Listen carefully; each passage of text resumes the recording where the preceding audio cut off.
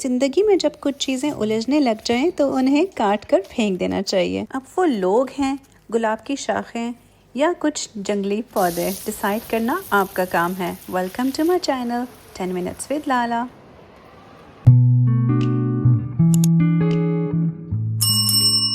अपना मुल्क छोड़ना ना सिर्फ एक जहाज़ का सफ़र नहीं होता, ये अपने वजूद का एक हिस्सा वहीं काट कर छोड़कर आने का नाम है। जब वो लड़की एक बिल्कुल नई दुनिया, एक नई सोसाइटी में आकर खड़ी हुई तो उसके ख्वाब तो जैसे कहीं गुम ही हो गए। यहाँ की चमक दमक में एक ऐसी खामोश तन्हाई थी जो शाम ढलते ही किसी गहरे बोझ की तरह दिल पर बैठ जाती थी। ना माँ बाप, ना बहन भाई, ना कोई दोस्त, ना रिश्तेदार, बस एक अनलिमिटेड तन्हाई। शुरू के दिन तो उसने भी बस रोकर ही काटे, जब घर की, माँ की, अपनों की याद हिचकी बनकर गले में फंस जाती रही तो अंदर से ही टूटती रही, लेकिन जिंदगी को रुकने ना दिया। जब दिल बहुत उदास हुआ तो किचन की इन बेजान चीज़ों को चमकाने बैठ जाती, टोस्टर को साफ करती, केतली को रगड़ती। ये सिर्फ सफाई तो नहीं है, ये इसका अपने बिखरे हुए आंसुओं को समेटने और अपने अंदर के टूटे हुए हौसले को दोबारा जोड़ने का एक खामोश तरीका था।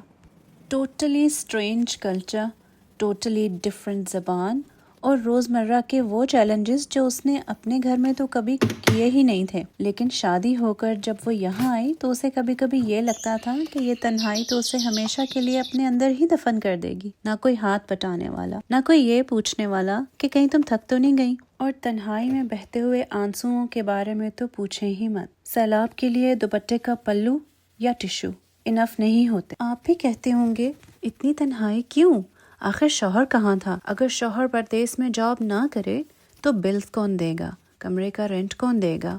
अगर कमरा नहीं तो घर का, फ्लैट का किराया कौन देगा? अक्सर ऐसा होता था कि शौहर नाइट शिफ्ट करके आने के बाद सो जाते थे। बस यहीं से शुरू हुई ग्रोसरी की जिम्मेदारी। होते होते जब फर्स्ट प्रेगनेंसी की बारी आई तो तकरीबन तमाम ही अपॉइंटमेंट्स उसने अकेले अटेंड की। लेकिन बात यहाँ खत्म नहीं हुई। आपके ख्याल से जिंदगी ने उसे आजमाना छोड़ दिया होगा? अभी कहाँ, पिक्चर अभी बाकी है मेरे दोस्त।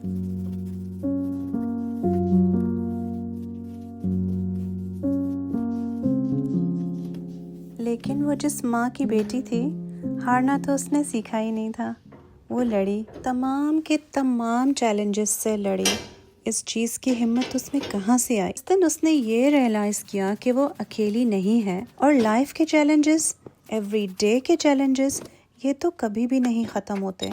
लाइफ तो आपको आजमाने में कभी भी गिव अप नहीं करती, बिल्कुल शैतान की तरह। उसने अपनी हैबिट बना ली थी। आहिस्ता आहिस्ता उसने गहरे सांस लेने शुरू कर दिए थे। वो चीज़ों को ईज ऑफ करना सीखती जा रही थी। उसने खुद से बातें करनी शुरू की। वो अपनी ही बेस्ट फ्रेंड बनती गई और अपने दिल को समझाती गई, खुद को समझाती गई कि कुछ बोझ वक्त पर भी छोड़ दो। तुम अकेली सब कुछ नहीं संभाल सकती और इसमें कोई मजायका नहीं है। नॉर्मली तो दाग आराम से मिट जाते हैं, लेकिन कुछ इस तरह के ढीठ दाग होते हैं जिसके साथ आपको फाइट करनी पड़ती है। तो उस लड़की ने भी अपनी बैटल्स चूज करनी शुरू कर दी थी। अगर वो इन धूल और दागों के साथ फाइट करने लग जाती तो आप खुद ही बताएं, क्या किसी ने उसको सर्टिफिकेट या ट्रॉफी दे देनी थी? नहीं ना। चलिए आइए मेरे साथ, आज मैं आपको अपना गार्डन दिखाऊंगी। घर के फ्रंट पे एक छोटा सा पोर्शन है जिसमें मैंने इस साल लगाने की कोशिश की कुछ ग्रीन चिलीज, एक छोटा सा लेमन का प्लांट, मिंट मैंने लगाया, कुकम्बर और कोर्जेट के पौधे लगाए। थोड़े से बड़े होंगे तो ज़रा अंदाज़ा होगा कि ये किस तरह के निकलते हैं, इन्हें कितना टाइम लगता है। ये रही मेरी कैला लिली, मेरी मम्मा की भी बहुत फेवरेट है। मेरी फ्रेंड ने मुझे कुछ अनियंस दिए थे जो कि बहुत अच्छे से स्प्राउट कर चुके थे एंड आई थॉट ज़मीन बहुत नरम हुई हुई है इतनी बारिशों के बाद, तो क्यों ना जल्दी से अनियंस को लगा दिया जाए।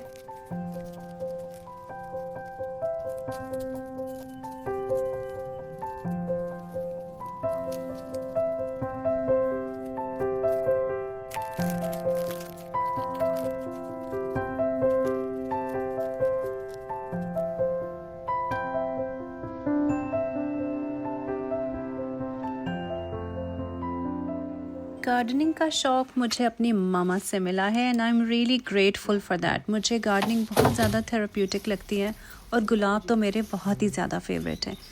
एक टिप गुलाबों के बारे में बहुत ज़रूरी आपको दे दूँ, वो ये कि जब आप अपने गुलाबों को देखें कि उनकी शाखें बेतहाशा बढ़ती जा रही हैं और उनके ऊपर कोई कोंपल नहीं है, फूल नहीं आए हुए, तो बेफिक्र होकर चाहे ग्रीन ही शाखें क्यों ना हो, काट दिया करें। स्क्रीन पर आपको जो ये इंतहाई हरे हरे पत्तों वाला खूबसूरत गुलाब नज़र आ रहा है, 2 वीक्स पहले मैंने इसके तमाम के तमाम शाखें काट दी थी क्योंकि ये बेतहाशा बढ़ रहा था। तो मैंने आओ देखा ना ताओ उसकी तमाम शाखों को चॉप ऑफ कर दिया। विद इन 2 वीक्स माशाल्लाह इतने प्यारे पत्ते आ गए कि मैं खुद भी देखकर हैरान हो गई और इवन जड़ों में से भी 3-4 शाखें अलग से निकल आई थी। स्क्रीन पर आपको दिख रहे हैं मेरे एवोकाडो ट्रीज। एवोकाडोस काफ़ी एक्सपेंसिव होते हैं तो मैंने बहुत शौक से अपने घर में लगा। मौसम चूँकि थोड़ा सा मज़ीद बेहतर हो गया था, लास्ट वीक बहुत बारिशें हुई, लेकिन आज गर्मी की वजह से पौधों को बहुत ज़्यादा ज़रूरत थी कि उनको पानी दिया जाए, तो आई थॉट के गार्डन को थोड़ा वक्त दे देते हैं। पॉम पॉम वॉज वेरी हैप्पी क्योंकि मैंने उसे भी शावर दे दिया था, तमाम गुलाबों को मैंने शावर दिया। मेरे साथ रहिएगा, अभी बहुत सारी स्टोरी बाकी है।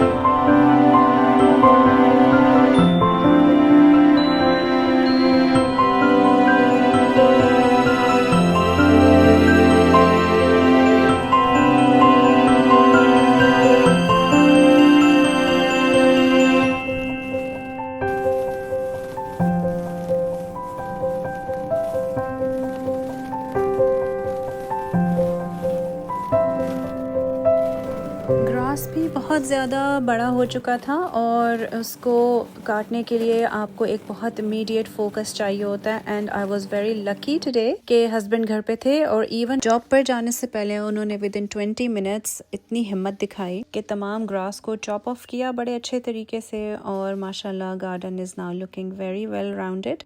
और इतने सारे काम करने के बाद ऑफ कोर्स भूख तो लगनी ही थी। हमने सोचा क्यों ना बच्चों को लेकर बाहर चले जाया जाए। दिन काफ़ी लंबे हो गए हैं और शामें भी बहुत ज़्यादा अच्छी और ठंडी हो जाती हैं, तो हम इल्फर्ड की तरफ निकल गए। अगर आप लंदन आते हैं तो ईस्ट लंदन में इल्फर्ड लेन या इल्फर्ड की तरफ आपका जाना बहुत ज़रूरी है क्योंकि यहाँ पर आपको अपनायत का बहुत ज़्यादा एहसास होता है, आपको अपनी कम्युनिटी नज़र आती है। और अगर आपको पाकिस्तानी रेस्टोरेंट्स की या देसी रेस्टोरेंट्स की वैरायटी चाहिए है तो this is the only place I would recommend. आपको हर तरह का रेस्टोरेंट मिल जाएगा and you are going to enjoy all standards of flavors। 18 years पहले जब मैं इल्फर्ड एक्सचेंज आती थी तो it was absolutely different और अभी तो इतना चेंज हो चुका है। डिफरेंट शॉप्स की लोकेशंस चेंज हो चुकी हैं।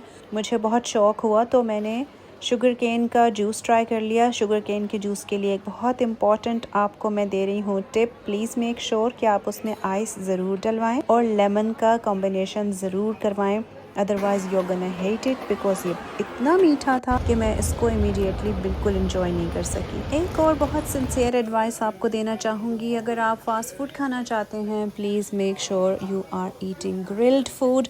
आपको डीप फ्राइड फूड मैं कभी भी रेकमेंड नहीं करूँ। स्मोक एंड पेपर मुझे टू बी ऑनेस्ट बिल्कुल कोई ख़ास पसंद नहीं आया, लेकिन क्योंकि चिकन ग्रिल थी और इसके जो बंस थे वो भी अच्छे बनाए हुए थे, फ्लेवर का लेवल भी ठीक था, तो बस हमने थोड़ा सा इंजॉय किया। ड्यूरिंग द डे प्रोटीन का एक बहुत अच्छा इंटेक हो गया था। प्रोटीन के बारे में मैं काफ़ी ज़्यादा कॉन्शियस हो गई हूँ अब, तो मैं पर्सनली काफ़ी ख्याल करती हूँ और आपके लिए भी मेरा बहुत सिंसियर मशवरा है कि अपने ब्रेकफास्ट में, लंच में और डिनर में ज़रूर चेक किया करें कि आप कम अज़ कम 25 to 30 grams protein every single day लें, चाहे वो प्लांट बेस्ड हो या वो मीट बेस्ड हो।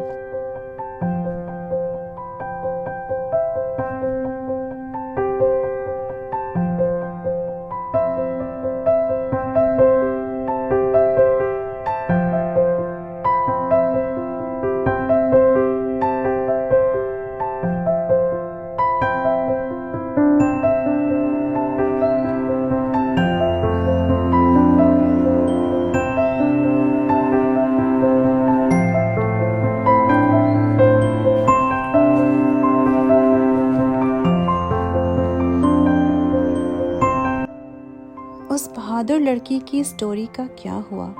आप कुछ आगे जानना चाहेंगे? मुझे कमेंट्स में बताइएगा और मैं इंशाल्लाह आपसे बहुत जल्द मिलूँगी एक नए व्लॉग में।